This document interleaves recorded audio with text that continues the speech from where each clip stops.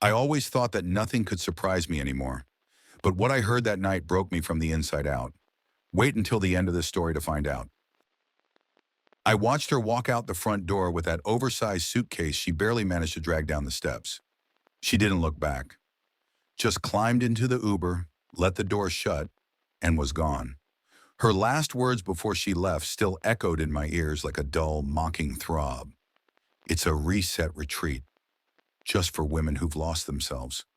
What she didn't say, what she didn't even try to hide in her eyes, was the part that didn't sit right with me.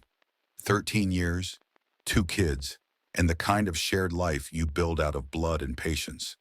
And she couldn't look me in the eye when she kissed our daughter goodbye. She held our son too long, like she was saying something to him only she understood. Then she was gone, and the house felt half collapsed in her absence. I tried to believe her. I really did.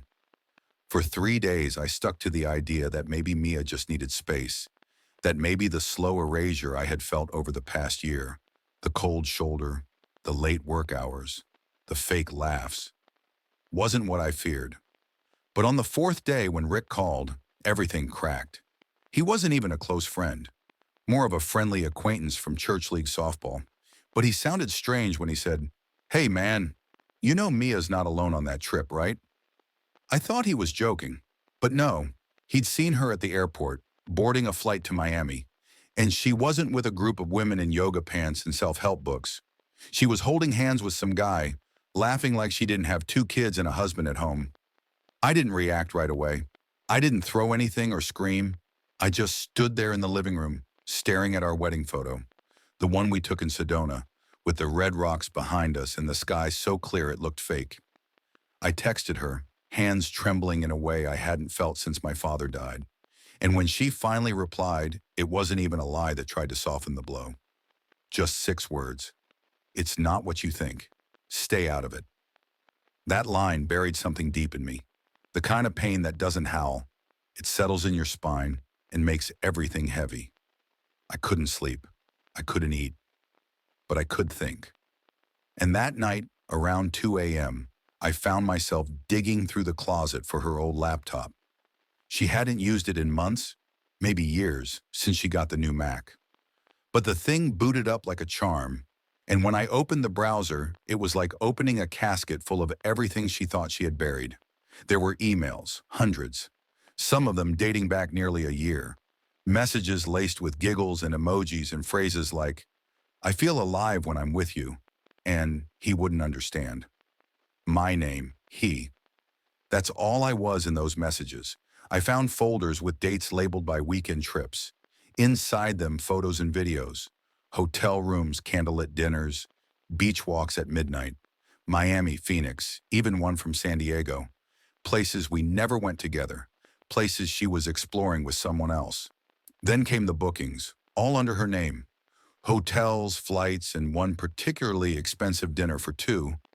Paid with a credit card I hadn't recognized at first, until I traced the last 4 digits to our joint account.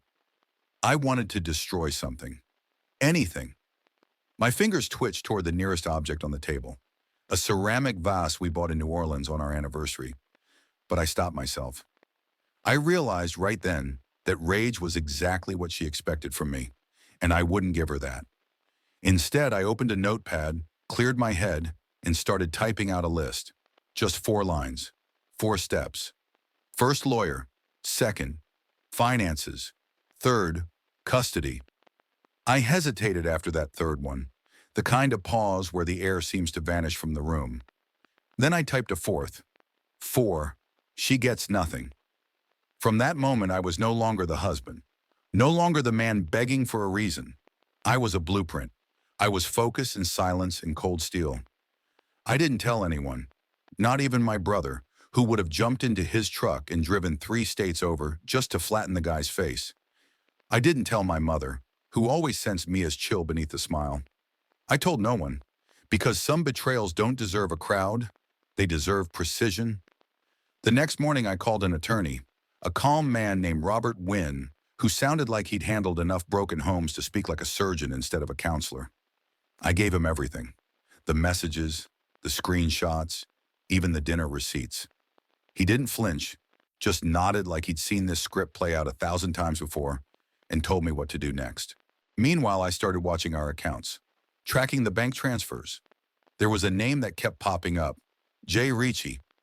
At first I thought it was a woman, maybe a friend she was staying with. But no. Turns out Ricci wasn't just the man in the photos. He was married too. And Mia, in some grotesque twist of irony, was the one funding his separation. Our savings were bleeding out to pay for his lawyer, his rent, even a lease on a car in Florida. She was bankrolling his freedom while ripping apart ours. That realization didn't spark grief. It sparked clarity. She wasn't just leaving. She wasn't just cheating. She was tearing down everything we'd built, brick by brick, to build a fantasy life on top of the rubble. And I'd be damned if I let her do it smiling. I didn't send her any angry texts. I didn't show up to confront her. Instead, I moved the rest of the money into a trust. I froze the joint account. I began the legal process of separating not just our marriage, but every asset, every right, every thread of the life we once shared. But there was one more thing I started to do, quietly in the dark hours when the kids were asleep and the world outside was silent. I began a second list, a different kind of plan, one with no legal boundaries. Because if Mia thought she could disappear with another man and come back when it suited her, she didn't know the man she'd betrayed. Not anymore. The first real crack in my disbelief came when I pulled up the house camera feeds. I'd set them up to keep an eye on packages and watch the kids play outside, not to track my own wife. But there she was on the screen, plain as day, slipping into some unknown car around midnight, wearing the same hoodie she used to wear during our movie nights. I zoomed in. She kissed the driver.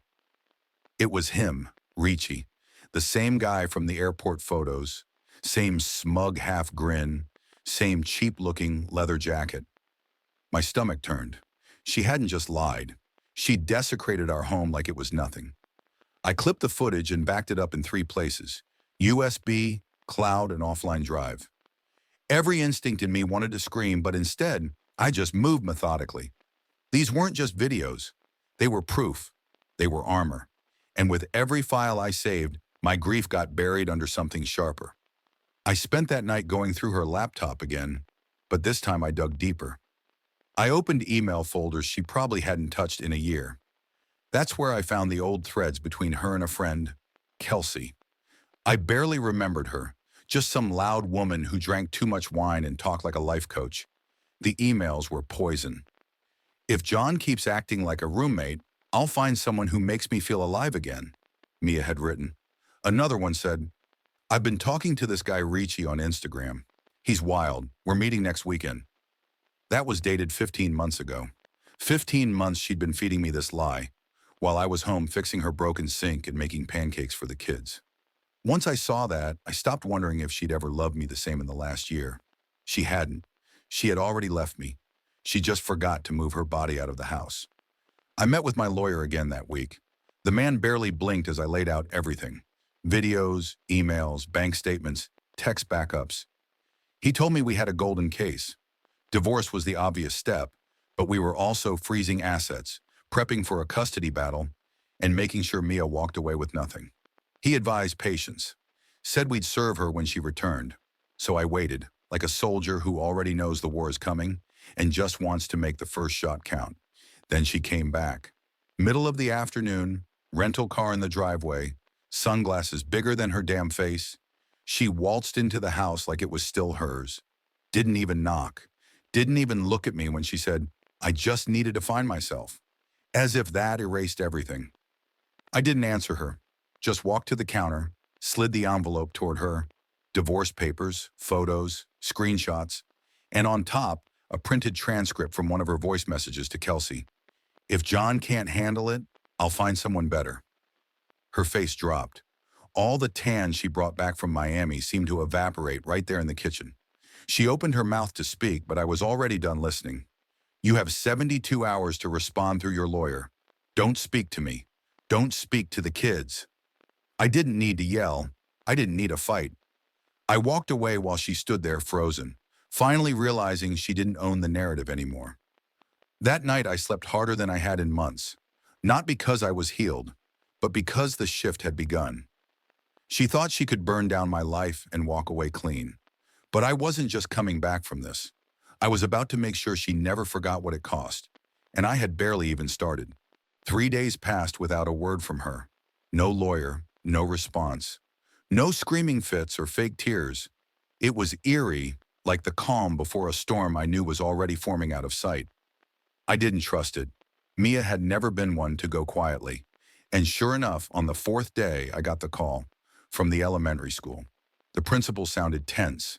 Said Mia had come by during lunch, told the front desk she was just there to see her babies, and tried to pull them out of class without notifying me. The school knew the situation. My lawyer had already sent them the custody paperwork in advance, so they stalled her, called security, and told her to leave. Apparently, she caused a scene on the way out, accusing the front office staff of being manipulated by a controlling husband. That same night, she posted a photo of the kids from 6 months ago on Facebook, writing some garbage caption about missing her family and fighting for love. It didn't stop there. 2 days later, I found out she had contacted 3 of our neighbors, families we'd known for years. She was spreading a whole different version of the story. Said I'd been emotionally distant, weaponized the courts, and stole the children from her while she was away healing. One neighbor, Sarah, texted me and asked if we could talk. She said she'd always thought highly of me, but Mia seemed so hurt. I didn't reply. I sent my attorney screenshots instead and had him draft a cease and desist. That's when I remembered the flash drive. I had forgotten about it in the chaos of everything else. It had been sitting in my safe, untouched since I'd first discovered Mia's affair. I plugged it into my laptop and opened the folder marked Private. There it was, dozens of messages she'd sent to Richie, some flirty, some crude, some openly mocking me. But one thread in particular made my stomach drop. She had written, "If he gets in the way, we can come up with a story. He's too logical to see it coming." Richie replied, "Let me know if you need me to play the bad guy. Sometimes a little chaos helps speed things up." So it wasn't just betrayal, it was strategy, premeditated. She had planned this breakup like a war campaign, deciding when to detonate the bombs, where to place the lies, how to manipulate sympathy from people who only saw the surface. And I'd played right into it. I gave the drive to my lawyer the next day. I told him if anything out of the ordinary happened, anything that looked suspicious or dangerous, he had permission to use it. In the meantime, I went on lockdown. Social media accounts, private, kids' school pickup, I handled it personally. I let the neighbors think whatever the hell they wanted. Let them whisper over fences and pretend they knew anything about my life. The only truth that mattered now was the one I was building in court. Then Mia made her next move. It was a Friday morning, around 9 a.m., when she showed up at my office. She didn't even try to get past the front desk discreetly, just stormed through the lobby screaming my name, loud enough to make heads turn on every floor. She looked unhinged, red in the face, hair pulled back like she'd been pacing in a parking lot all morning. She shouted things about me kidnapping our children, called me a liar and a monster. One of the interns tried to calm her down, but I stepped in and called security myself. I watched them escort her out while she screamed about the truth coming out. I walked back into the conference room like nothing happened and finished the meeting with the investors.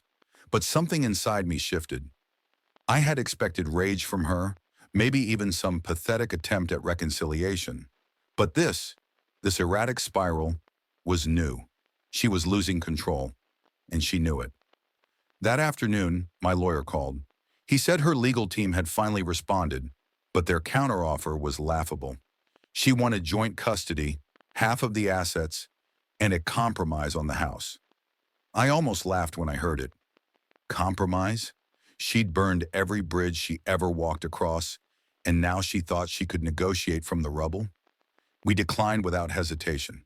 Instead, we pushed forward with the restraining order request, using the footage from the office incident and the school as leverage. My lawyer said, "Let her keep reacting emotionally. Every outburst she makes, we gain ground." And he was right. But still, I couldn't shake the feeling that she wasn't done. I knew her too well. Mia was the kind of person who hated losing more than anything. The kind who would claw at a closed door until her nails bled, just to say she didn't give up. And when that didn't work, she'd find a window, or a crack, or a lie to crawl through. I spent that night triple-checking the locks, making sure the alarms were set, making sure the kids were asleep with their favorite stuffed animals. Because even though I had the upper hand, and even though I had her backed into a corner, part of me still didn't trust how quiet it had gotten. There was a storm still coming. I could feel it, but I'd already started building the shelter. 2 weeks passed in a strange, tense silence. No texts, no surprise appearances.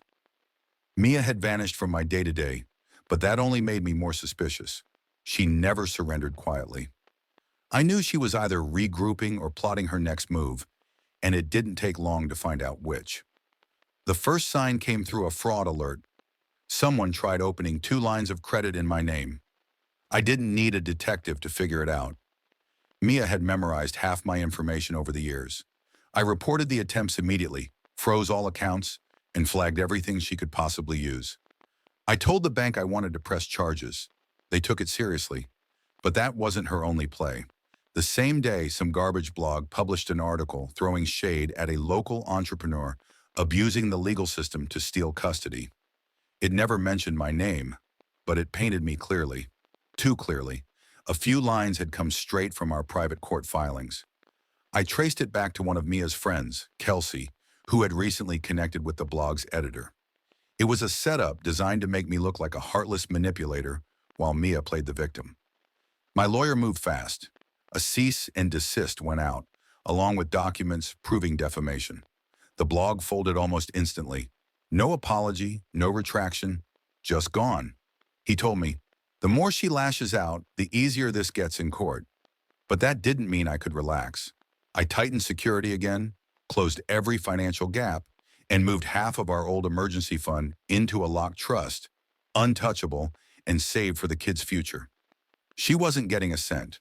Still, nothing prepared me for what came next. Friday night, I was wiping down the kitchen after putting the kids to bed when I heard the doorbell. 3 sharp rings. I checked the camera. Cops. 3 of them.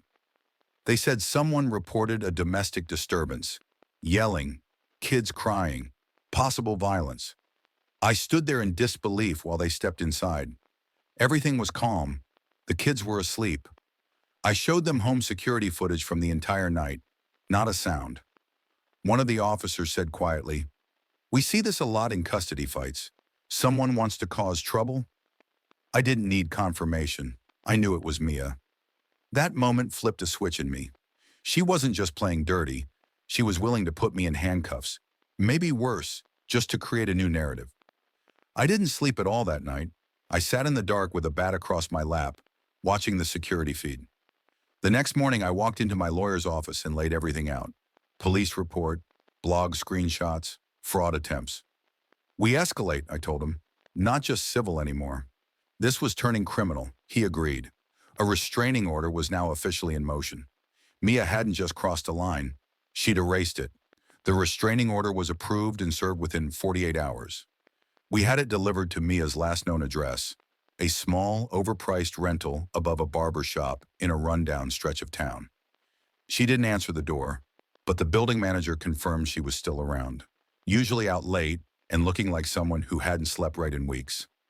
I hoped that would be enough to make her back off, but Mia never handled rejection with dignity, and it didn't take long before the next hit came. Monday morning, I walked into the office and found 2 corporate investigators already waiting. Someone had filed an anonymous complaint accusing me of embezzlement, redirecting client funds into a personal account, supposedly backed by screenshots. The numbers looked legit at first until I realized they'd been lifted from mock test files I used for internal training.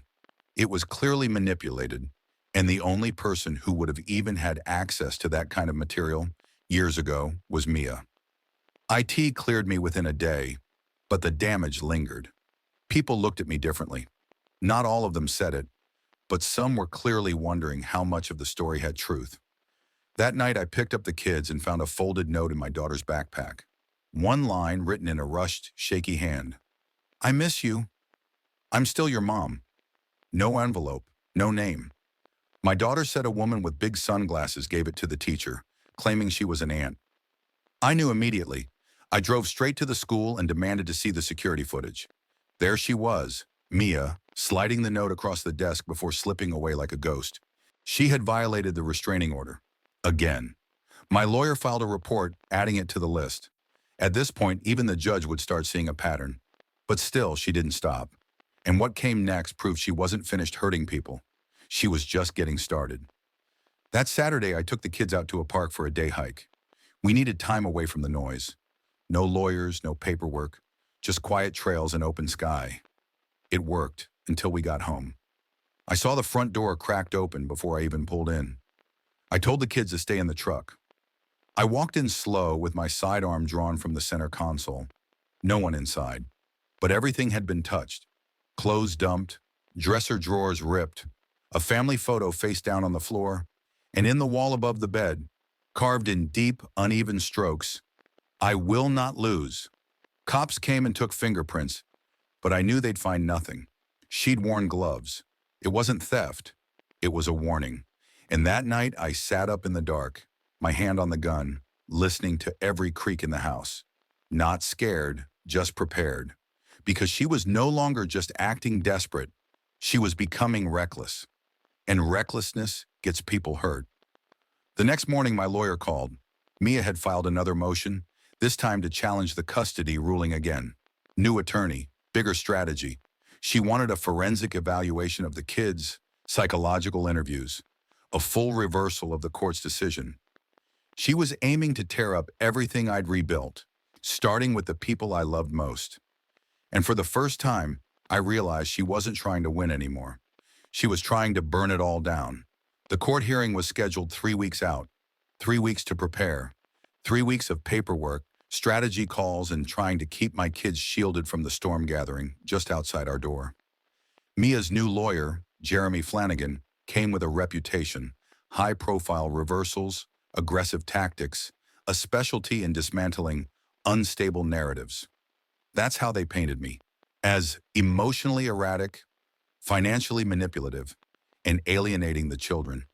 They attached manipulated text messages, edited photos, and even tried to question whether I'd pressured Mia financially during the marriage. It was a smear campaign, but well-tailored. She was no longer desperate. She was calculated. I worked late every night, combing through our old emails, bank statements, anything that could trace the truth back to the beginning. My lawyer kept telling me we were ahead of them. Our evidence was cleaner, stronger, deeper. But something about the tone of Flanagan's letters made me uneasy. He wasn't bluffing. They had a strategy, and it wasn't just about Mia getting custody. They were playing for a complete character assassination. The kids began acting different. My son asked me, out of nowhere, if I had ever made Mom cry on purpose. My daughter started sleeping with the lights on again. I knew Mia had gotten to them somehow, maybe through friends or twisted stories planted in their heads during supervised visits. We reported it, of course, but courts are slow, and emotional damage doesn't leave clear bruises. Then just days before the hearing, a bigger blow landed. I got a call from the Department of Children and Families. An anonymous complaint had been filed, accusing me of neglect, emotional abuse, and creating an unsafe emotional environment. They requested an in-home visit, protocol, nothing optional. I kept calm and scheduled it. I'd done nothing wrong. The house was clean, the kids healthy, their grades solid, but it was still a punch to the gut. It meant someone, her, was using the very system meant to protect children as a weapon to pry them away. That night, I sat at the kitchen table staring at the list I'd made months ago. First lawyer, second, finances, third, custody, 4, she gets nothing. I had crossed out 3 of those, but the 4th, it was the only one still in play. She had already lost everything, but she still wanted to take more. Mia had lost the lover, the job, the reputation. What she hadn't lost yet was control, and that was what she was clawing to get back. Not love, not family, just control. Kate noticed the shift in me. She didn't ask questions, didn't push. She just brought me coffee when I forgot to eat and stayed near when I didn't speak for hours. It wasn't romantic, not yet. It was something quieter, a lifeline made of steady hands and silence. When the DCF worker came, Kate helped keep the kids calm. The woman asked careful questions, made polite notes, and stayed for nearly an hour. Before she left, she said, "You're doing a good job, Mr. Carter. Keep your documentation organized." That was the closest thing to reassurance I'd had in days. 2 nights later, another envelope arrived. No return address. Inside, 2 photos. One of me and Kate sitting on the porch, drinking coffee. Another from the park with the kids, taken from a distance. Blurry, but close enough to feel like breath on my neck. No note, no threat. Just proof that someone had been watching. I reported it immediately, of course, but there was nothing to trace. I changed the locks again, installed more cameras, moved a safe into the bedroom. Then came the hearing. Mia walked in with that same blank look she'd worn the day she came back from Miami. She didn't look at me. She didn't even look at the kids. Her attorney did the talking. They pushed for full custody, claiming emotional trauma and coercive control. When it came time for my team to speak, we dropped the flash drive. The one with her own voice saying, "If he gets in the way, we'll come up with a story." The courtroom went still. Her lawyer looked like someone had pulled the floor out from under him. The judge didn't make a ruling that day. Said he'd review everything before issuing a final decision. But as we walked out of the courtroom, Mia didn't leave. She just stood there in the hallway, staring at me. Not angry, not defeated, just empty. And for the first time, I realized something. She didn't believe she'd win anymore. But she was still planning to make me lose. Because even if she couldn't have the kids, the house, or the life we built, she could still burn the foundation beneath it all. The ruling came on a Thursday morning. I'd been pacing the house since sunrise, checking my phone every 10 minutes. When the call finally came, I stepped out onto the porch where the air was still and heavy. The judge's decision was final. Full custody remained with me. Mia was granted supervised visitation once a month, contingent on counseling, and all past claims against me had been officially dismissed. It should have felt like victory, but it didn't. It felt like the end of something that had already rotted long ago, something that didn't even resemble love anymore. I didn't tell the kids right away. I let the day pass quietly. We ate breakfast like we always did. They left for school, and I just sat there, watching the driveway, waiting for something to go wrong. Because with Mia, it always did. She didn't show up at the next supervised visit. The social worker waited 20 minutes, tried to call, then left me a voicemail. "No answer from Ms. Carter. We'll try to reschedule." I knew she wasn't coming. I knew she wouldn't reschedule. That wasn't her style.